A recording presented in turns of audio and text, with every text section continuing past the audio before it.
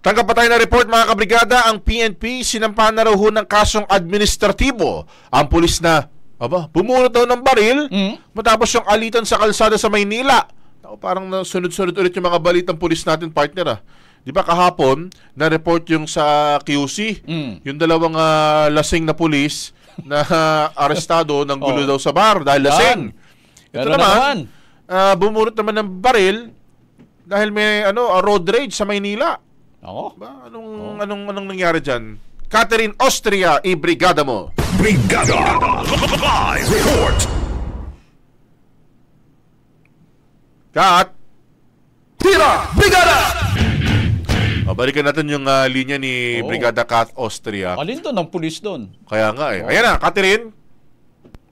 Brigada Gab and Brigada Ab, sinampahan na nga ng kasong grave misconduct at conduct unbecoming of a police officer ang isang pulis sa sangkot sa mainitang alitan sa isang civilian rider sa Santa Ana, Maynila noong araw ng halalan. Nakuhanan sa viral video ang pulis na naglabas ng kanyang baril sa gitna ng matinding trapiko matapos ang pagkatalo sa kalsada. Agad itong inaksyonan ni PNP Chief Police General Romel Francisco Marbil na nag-utos sa Integrity Monitoring and Enforcement Group na magsagawa ng investigasyon. Inilipat na rin ng naturang pulis sa District Personnel Holding and Accounting Section ng Manila Police District habang isinasagawa ang administrative proceedings.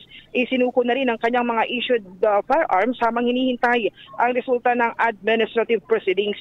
Giti Marbil, hindi kukonsintihin ng PNP ang anumang uri ng irregularidad sa kanilang hanay. Anya inaasahan na sa bawat pulis ang mataas na antas ng profesionalismo at pagharap sa mga sitwasyon ng mahinahon kahit anumang sitwasyon. Samantala, Brigada Gab and Brigada Abs, available na ngayong araw sa Campo Crame ang 20 pesos per kilo ng bigas.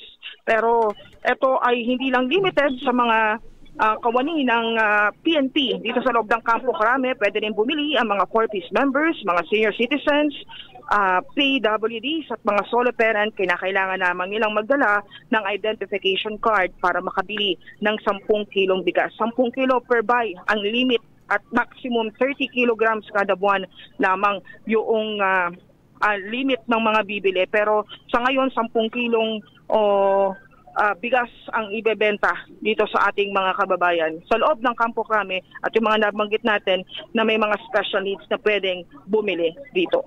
Live mula rito sa Campo Crame, the heart of changing lives. Ako si Brigada Kat Austria ng 105.1, Brigada News from Manila, the Music and News Authority. Tira Brigada! Isyong paglipunan, pinupuri, pinupuna, para patas sa mata ng masa. Tira Brigada! Ang bahaging ito ay hatid sa atin ng Standout ES4 Capsule. Simulang tuparin ang pangarap ng iyong anak. And stunting now!